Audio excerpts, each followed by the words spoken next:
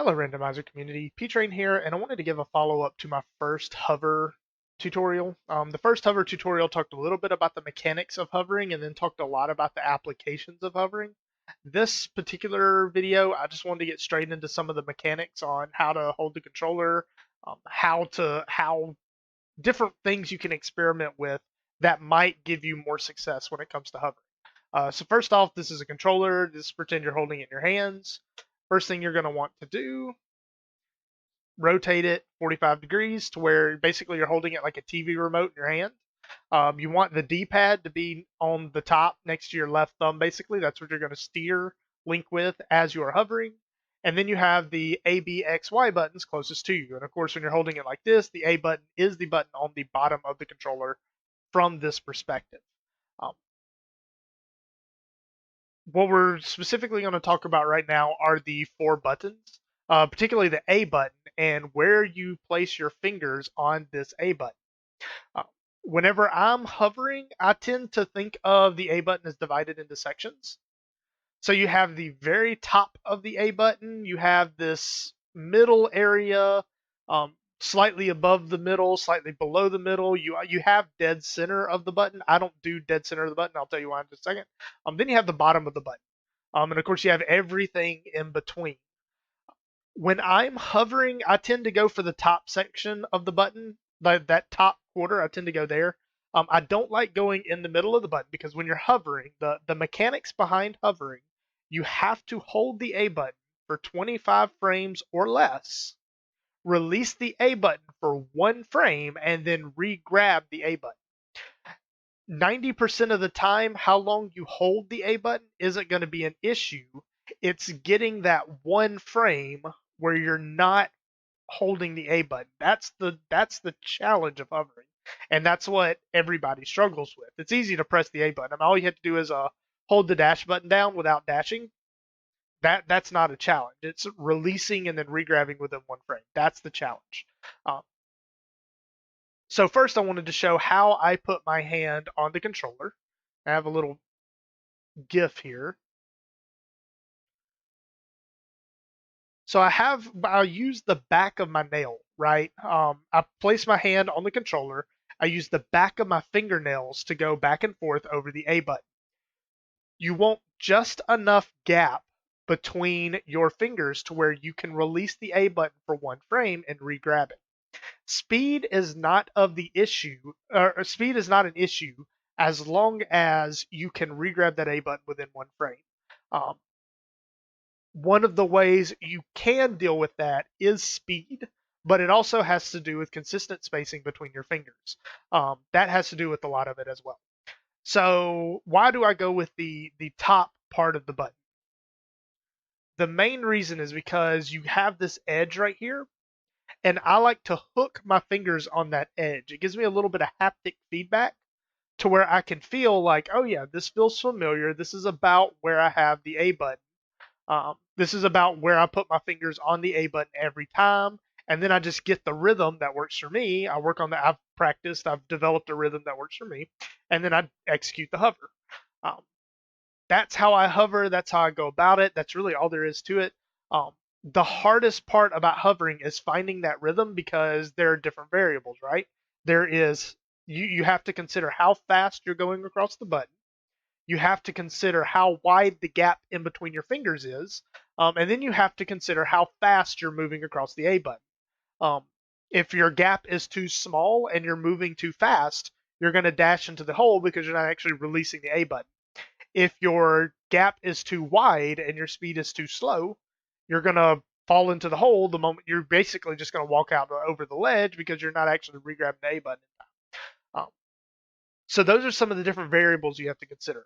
One of the pieces of advice I always give to people who are learning how to hover is find something about the width of a cigarette. Something that's hard. My usual recommendation is a pen cap, provided that you can find a pen cap that is the width of a cigarette. If you have a small pencil, obviously I wouldn't want to put an entire fresh pencil that's never been sharpened, in between my hands because I might get a little awkward.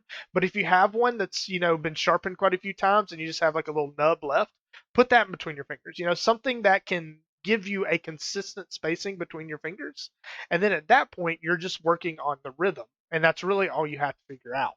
Um, one other thing that you can experiment with is what segment of the A button you want to drag your fingers across.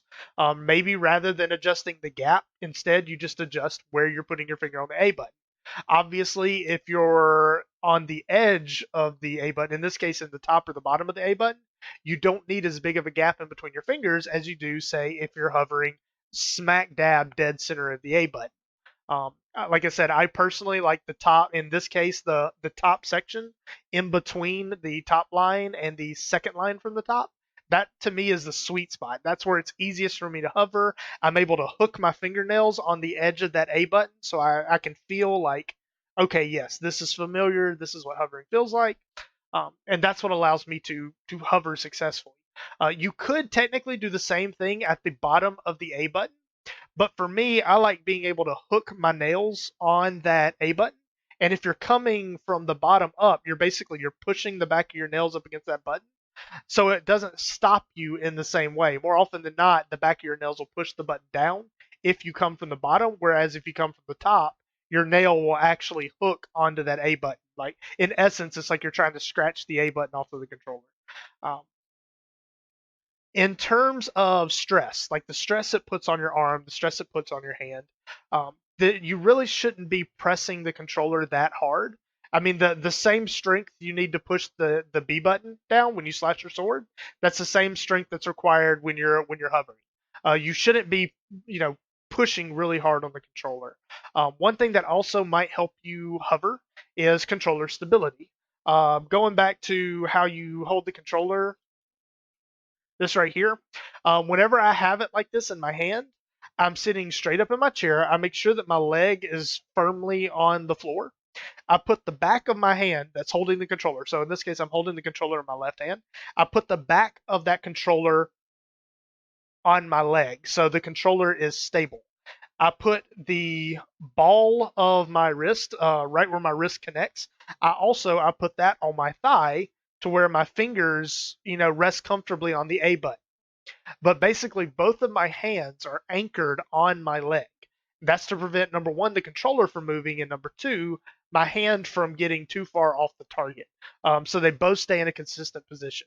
While you don't have to put a lot of force on the controller, you do want to make sure that both the controller and your hand is stable, because otherwise you're basically adding another variable. And keep in mind, this is technically a one frame trick. You have one frame to re-grab that A button, so you want to make sure that you're removing as many variables as you can. So anchor your left hand against your leg, anchor your right palm or right wrist against your leg. I tend to turn my hand. I'm trying to think of the motion. Not quite like you're turning a doorknob, but it's like that same thing. Like if you wanted to imagine you're turning a doorknob really fast, it's that same thing, except for you position your fingers differently to where the back of your fingernails are dragging over that A button. That's the motion I use to hover. So I'm not moving my entire arm. I'm really just rotating my wrist. Once you get the rhythm of hovering down, then you can experiment with some of this. Maybe you like to maybe you like to use different portions of the A button. Maybe you prefer to go faster when you hover. Maybe you prefer to go slower when you hover. Maybe you prefer to use your arm as opposed to your wrist. Those are all options and things that you can figure out. But the main challenge when it comes to hovering is getting that first hover. Once you get that first hover, the rest of it is pretty easy.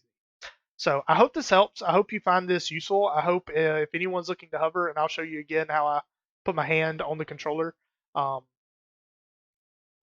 I hope this helps people who are hovering. Of course, obviously in that video, I don't have the controller anchored to my leg, but my other hand is literally holding my phone, which is recording that video. So I'm a video maker on a budget. So, any case, I hope this helps you. I hope you find this useful. I hope that this helps people who want to hover.